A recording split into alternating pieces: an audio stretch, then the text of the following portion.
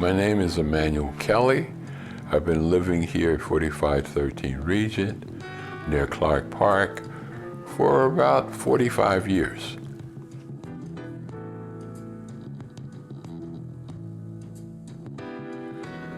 Well, I grew up in West Philadelphia, north of Market Street. You would call south of Market Street Southwest.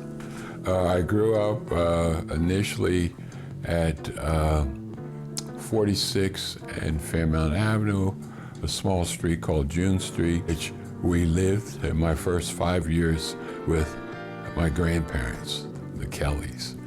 And then we moved to 48th and Haverford. It was slightly different.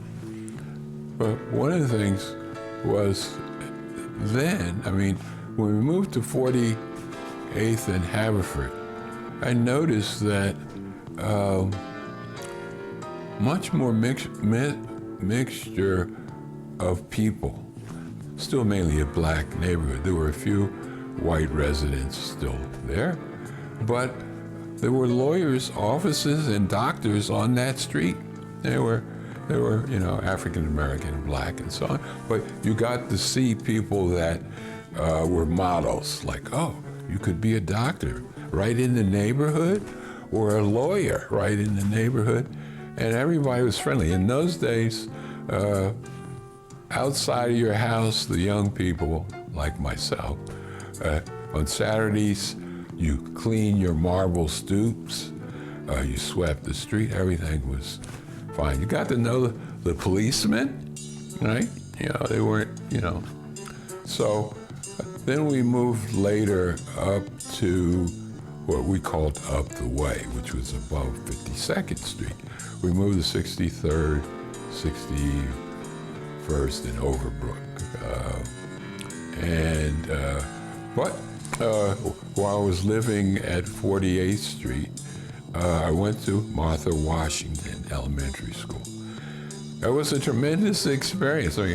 Almost all of the students were black, and the administration, Mrs. Chase was the principal, the vice principal, Mrs. Jones, and I remember my 5th grade teacher the most.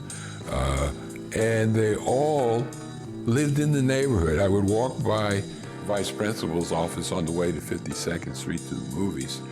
She lived and her husband lived on 50th Street, which is a really nice street with twin houses and tree lined and so on. And my 5th grade teacher asked me to come over to her house. At that time, she lived with her dad. Her dad was a huckster. He sold produce in a horse and wagon, and I would see him coming through the neighborhood. So, oh, that's your father, right? So it was a good neighborhood to grow up in, and it was a good school. My mother somehow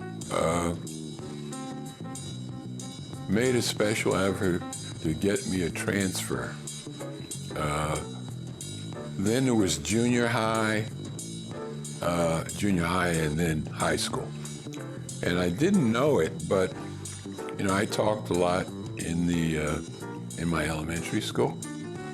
And in those days, if you talked, you either sat on a stool or you went in the cloakroom, or you got hit with the 18-inch rule. It's like, hey, I'm not going to talk anymore today. Not knowing it, but my mother mainly is the impetus for me becoming what I am. The driven, the motivation. In those days you had to, after 6 o'clock dinner, you had to come in and do your homework. And so in terms of developing a discipline for schoolwork and work behaviors, not knowing it, I did it earlier. And when I graduated from elementary school, then they would give awards out to, the best girl in the classroom back then, if you're elementary school, it was girl, and the best boy educationally. And so I remember Teresa Shedwood received the award for, best student, blah, blah, blah. And I thought one of my best friends was going to get the award for best boy in education. And they called my name out. I was like, huh? So my mother decided to get me a transfer, not to Salzburger Junior High, was right in the next block for it, to Shaw Junior High, which was at 54th and Warrington. And take a bus to get there and so on. And I learned that, at that time it was mainly a Jewish neighborhood.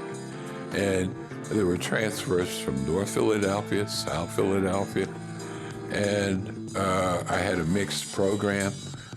I wasn't sure what I was going to do. I know I wasn't going to be a plain academic. I wasn't going to be a teacher or a doctor. I wasn't in my head or thinking about that. But I drew well. And I joined one of those programs right away to get, they would send you something in the mail for doing paintings or something, figures they'd have figured out and so on. And I built toy airplanes. I can remember building a F-180, they were all plastic, and a Sabre jet. I can't remember what the number was, but like making things. And so anyway, here I am at Shaw Junior High, and I've got a mixture of industrial and academic, because thinking of going to college in some way eventually, that I would need to take the core academics. And I realized, gee, I mainly came across in my science and in Latin. I took Latin. And I was competing with the best students in the school. Why are these students more successful than I am at these materials? And so that was, I was competitive. And so they were my marker for having to do as good as. I didn't do as good as, but I came close. Later on in life, I noticed that that's all family upbringing and engagement with them, taking them to the orchestra or the library and reading together and so on. My family was working class. My stepfather worked on the railroad, track work and that kind of stuff, and my mother did domestic work. And so it's like, so those were the early years. And so Shaw was good. I found out later that Judith Rose went to Shaw Junior High too. I didn't know her then, but close to about the same time. And she lived in that neighborhood, right? So those were the early years. That was before I was in high school that I started to think about what I'd like to do.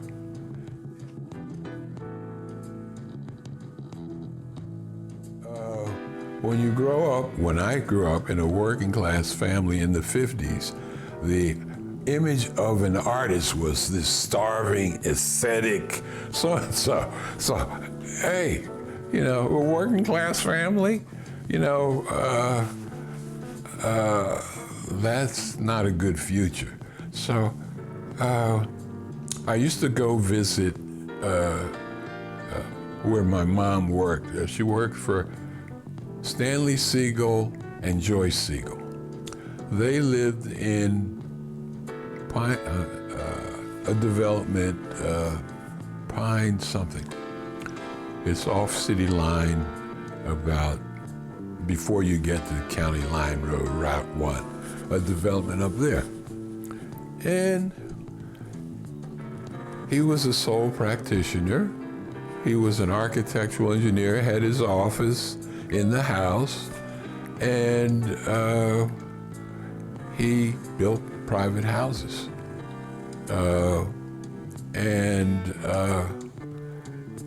The light bulb went on for me. His wife didn't work. Kids went to a good school. Joel and Amy were the kids, and they had 2 cars. And Joyce didn't work.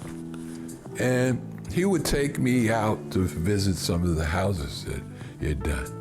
And it hit me, God, some of this is art. Art has aesthetic value, but it's also people are willing to pay for something that's functional. So seeing all this, you can make a living, a decent living. You know, have your own house. At that time, the wife didn't have to work. This is in the 50s. He's making enough, and so on. So that clicked for me at that time. I was in high school, and I think I was probably about 10th grade, 11th grade. And when I graduated, I went to work for him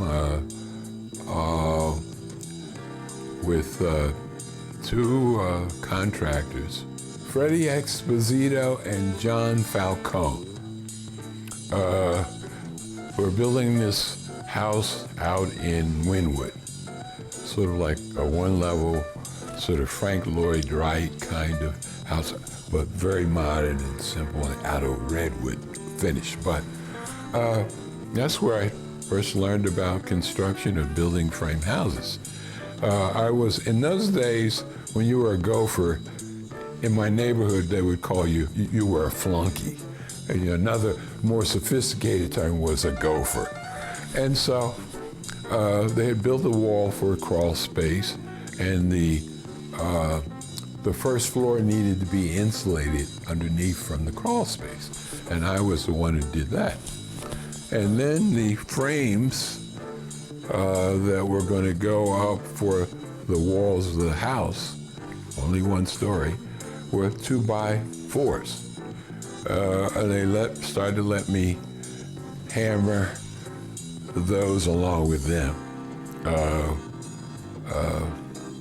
the members together. And of course I had hammer marks on everything. By the time I finished working with them, they let me put up redwood paneling with fine nails, brads, and a nail punch. So I really got to see how a house gets built and see all the things that come in, the different other subcontractors, electrical, mechanical, and so on. And so that helped build my confidence in knowing about, beginning to know about one type of construction. I got married earlier to my high school sweetheart in '61.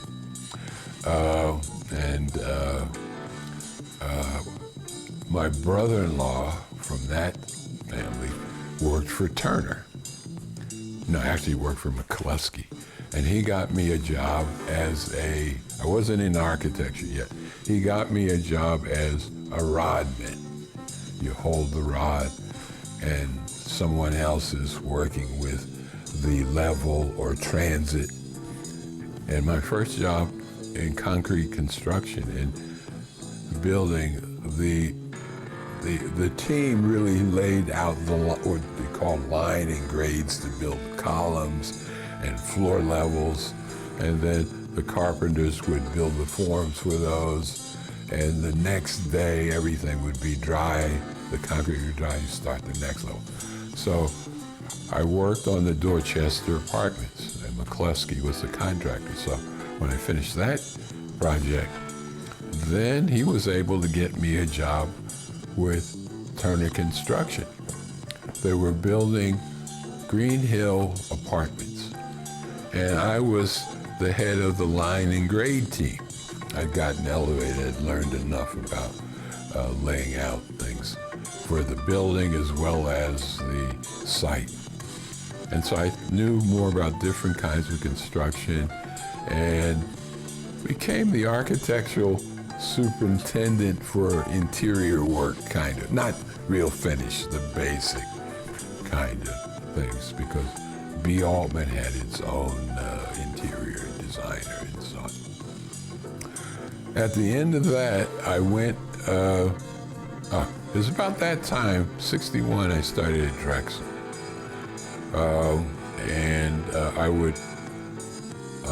I moved into the Turner, New York headquarters and learned about the inside of construction, the managing and the planning and all that, and worked on some interesting projects that we're finishing up. The Ford Foundation was one of them, and some other things like that. And then I started making too much money. Architects made diddly, hardly anything. And so I asked my first wife, then Joyce, I said, she was working already, I'm going to have to, if I want to get into architecture, I got to make a transition because I'm making too much here. I'm not big. So I was coming back on the 6 o'clock train to Philadelphia to go to Drexel for 7 o'clock classes and so on. So I was 8 years at Drexel, but in about my 6th year, things were really booming in architectural practices. And my professor, who had his own practice, Ron Turner, I think Ron Turner. The Muse at 45th and so on, he designed that. He had a good practice, but couldn't get enough work to keep that going. He recommended me to Mitchell Giurgola because they were looking for people that knew construction. Mitchell Giurgola was one of the leading firms. I know you know about Lou Kahn. Bob Venturi were considered the core of what was called then the Philadelphia School.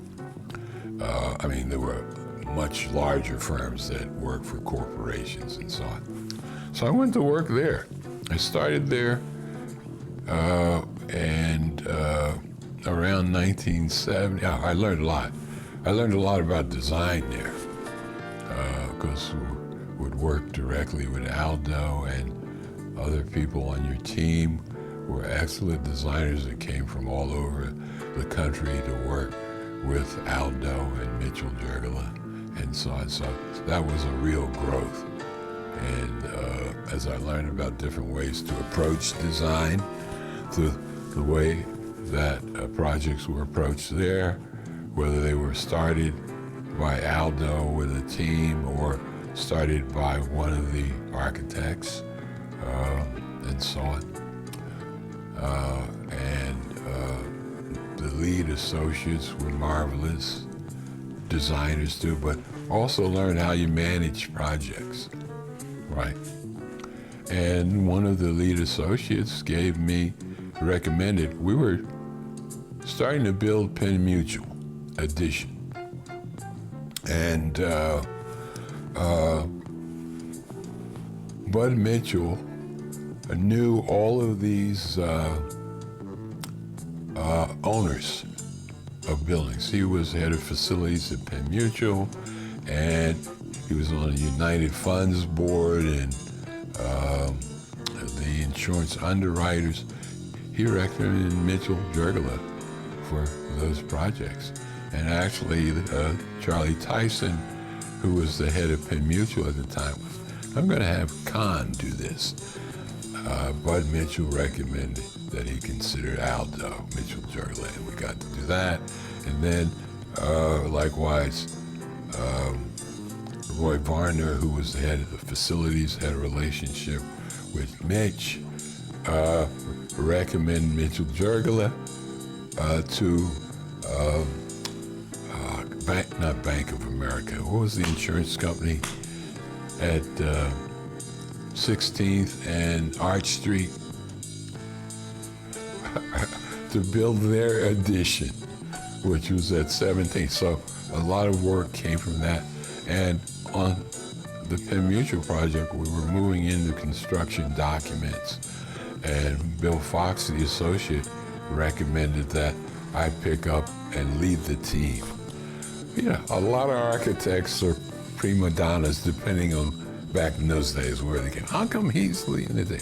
So getting to work with personalities and so on, I learned a lot, right? From a team of about 5 really great designers, but one direction and one schedule of things. And so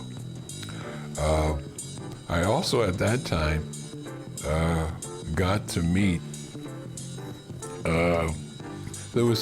we were in what building?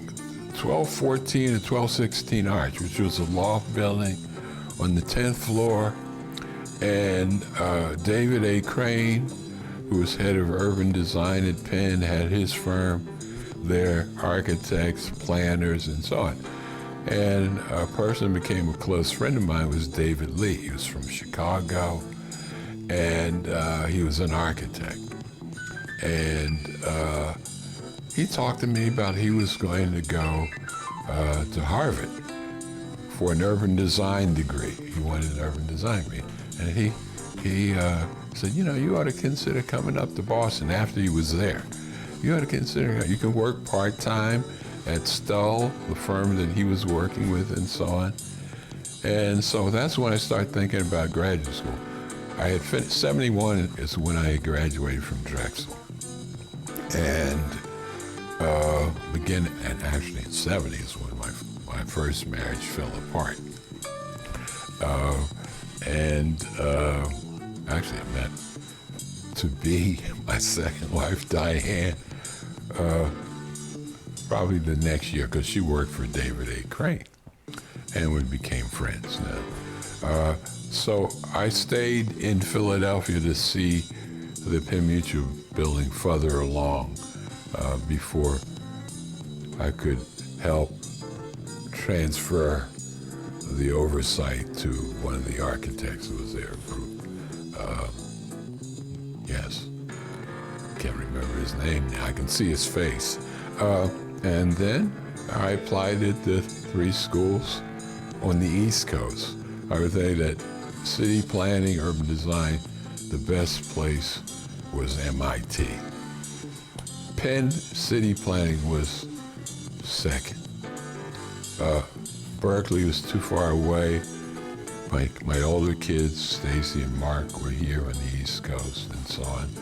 So it had to be East Coast, so I applied to Columbia. Aldo was there, head of the architecture program. Had 2 offices, New York and Philadelphia.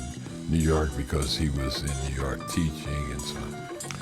And Penn, Columbia, Harvard, because there was a joint sharing.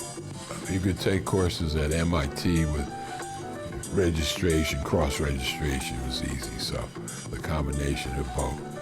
Design was good at Harvard, urban design, but really not learning about community revitalization and housing programs. The experience was, and theoretical stuff, was at MIT. Right. And those resources up there were amazing. The visiting architects, you know, you could get anybody to come in. The lecture series were people that you would only read about. So that really built my understanding, appreciation, and confidence. And while I was up there, I mean, the reason also that I wanted to go to grad school and those choices was you would, just the beginning of what was to become called construction management. Construction managers were getting in and telling owners, you know, architects don't care anything about the functional and getting finished and budget. All they care about is aesthetics. So if you're the owner of a business, this, that, and the other. So that's what I do, and I know that you only want to make this loan for a certain period and getting things done on time and so on, and getting you the architect too. Some of them were able to offer and recommend to owners, architects. And it's, architects don't want to do construction administration. So that's how CMs grew. But I realized that in terms of design, I know a lot about design. I've learned it here and grown. And, but in terms of if you were going to build a new town, or if you were going to plan the revitalization of a neighborhood, how do you go about doing those things? And the financial piece is a part of it. Well, so I learned those things there. At MIT, there was a course given by David, I can't remember his last name, he came up from New York. He was the initial person who works for Zeckendorf, who did some of the first high-rise apartment buildings, dorms for New York University, of which I.M. Pei was the architect. And so he would give us case studies and show us how financially the jobs, those projects were made to work. So I became familiar with that, so that if the opportunity came up, I could talk knowledgeably about that. And one of the impetus for me also going to grad school was when I was working at Giurgola, I used to drive from 50th and King's-Sessing. That was after the separation. I was staying at my mother's house. I would drive down and park somewhere around 12th and Fitzgerald and walk to the office. And I'm driving through this neighborhood, which I could see, actually the streets were clean. It was mainly working class neighborhood, mainly African Americans or blacks. And I start to see myself as, I'm privileged to be here. How do I, give something back, right? I mean, that was in my head. And so that was one of the main, you have to be knowledgeable about whether the basic principles and what ideas work, but also know the financial, but also in terms of housing, what are the programs, or what are the specific layouts of housing that work, so on, blah, blah, blah, blah, on and on. So all those things. And while I was up there, David Lee introduced me to a neighborhood called Roxbury Action Program, which was in Highland Park and Roxbury. Very active neighborhood organization. The Roxbury Action Program was very active since the seat of government was in Boston. The head of housing, and knowing all those people and getting financial funding for housing projects well designed, as well as other things. So I got involved. George Morrison was the head, and when he heard I was in town, had all this experience and was black, he said, "You got to join our planning team." And so I said yes, and a colleague of mine that was at Harvard, who had taken a leave from Hampton as an architect, had the same motivation for learning planning and all that, was attracted by George as well.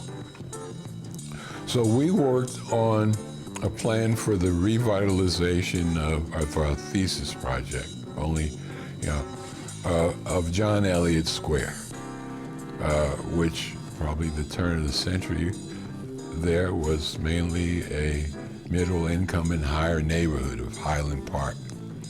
Fort Hill was at the top of Highland Park and was on the National Register and so on.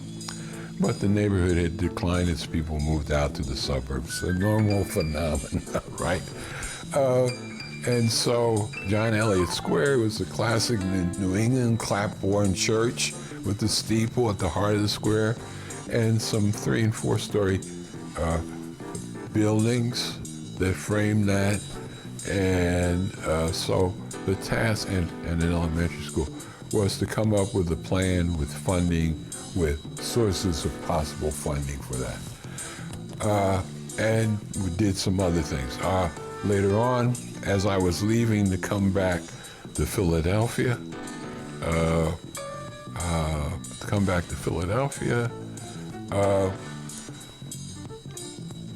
in Harvard at Urban Design, we had worked on a plan. It was called the relocation of the Orange Line. We had a transportation expert as a professor to advise on transit stuff. And we had Adele Santos and her husband in urban design, who were at that time amongst the leading urban designers, and particularly of housing and neighborhoods. And so we were looking at, working with Adele, we were looking at the intersection, at the station stops, the proposed new station stops, which had major streets connecting to them and so on. What kind of development could take advantage of those things? So I worked on a couple of those. And then Stella and Lee, I was working there part-time, along with a major engineering firm, got the contract to do the urban design for the relocated so-and-so. So I had some expertise in transportation planning. Well, I left it. But 40 years later, when RAP had its 40th anniversary, Diane, my wife, and I drove back up there. John Elliott Square. All of those older four-story buildings, the Cox building, they were all apartments and inhabited, and there was middle-income development family and other grouped housing, and a seniors housing, five-star. You know, it takes a long time, particularly when you don't have money, to get the funding, because things have to be done a little bit at a time. So that was really rewarding.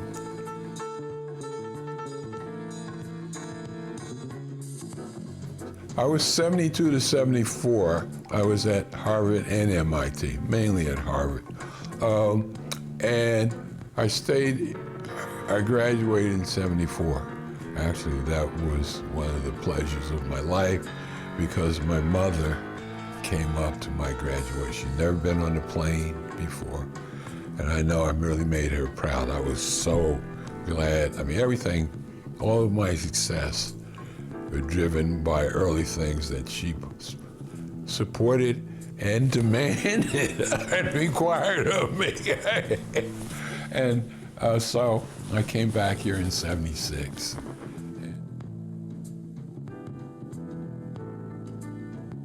Oh yes, that was a big year for 76. Finally, the bicentennial had happened. It's interesting, earlier there's a lot of planning, of which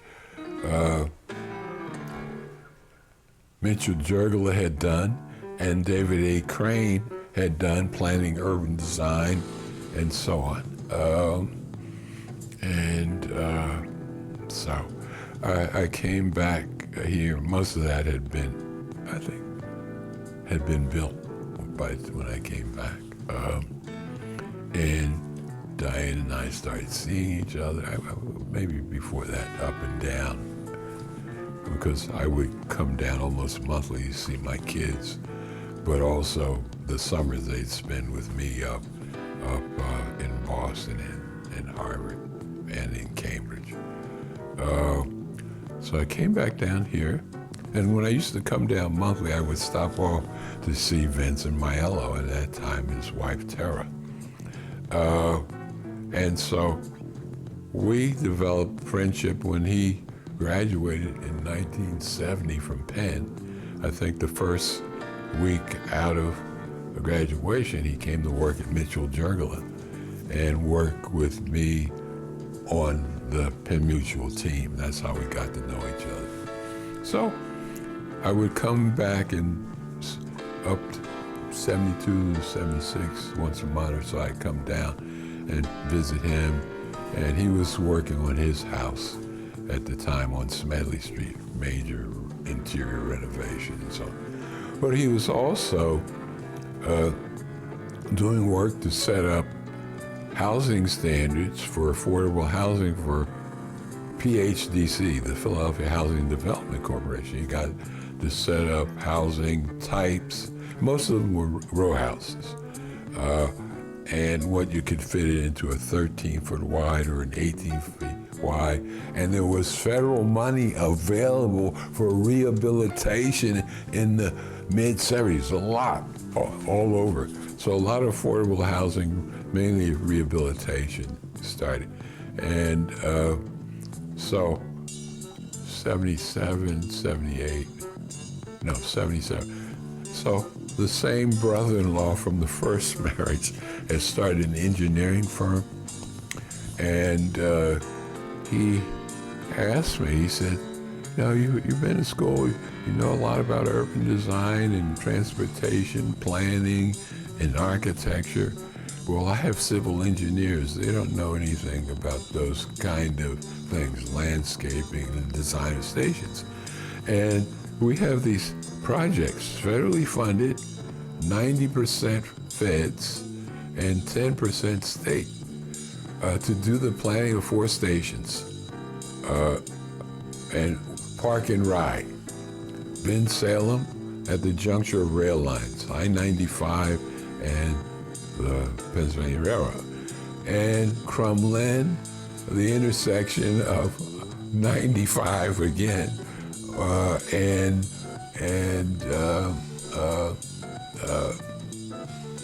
the rail line.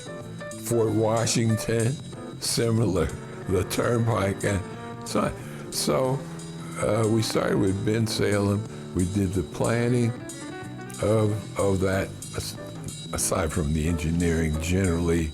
I mean, it was park and ride and a new station and so on. And so we got all the way through the construction documents for that. And it was 90-10 funding.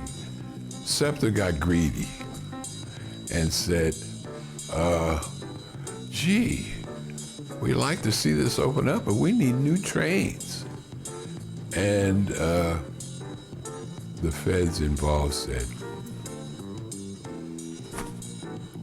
right. But that allowed us to get started. And also, my brother and I said, this project, we had this project for 2 years. So I brought Vin, my partner, to be my partner, in to, I said, hey, you could work on this with me, this, that, and the other. And so he would come and work, and then I brought some from another person. And then it came to us, look, you think we could take this out, still be, publicly under parametric, but, we could set up a base in your studio, which was in his house. So that's how we got started as Kelly Maiello. And mainly we had this base of work, and we could go out, and when you're starting a firm, unless you have connections, what you're doing is going to public agencies and introducing yourself and showing the kind of work you're doing.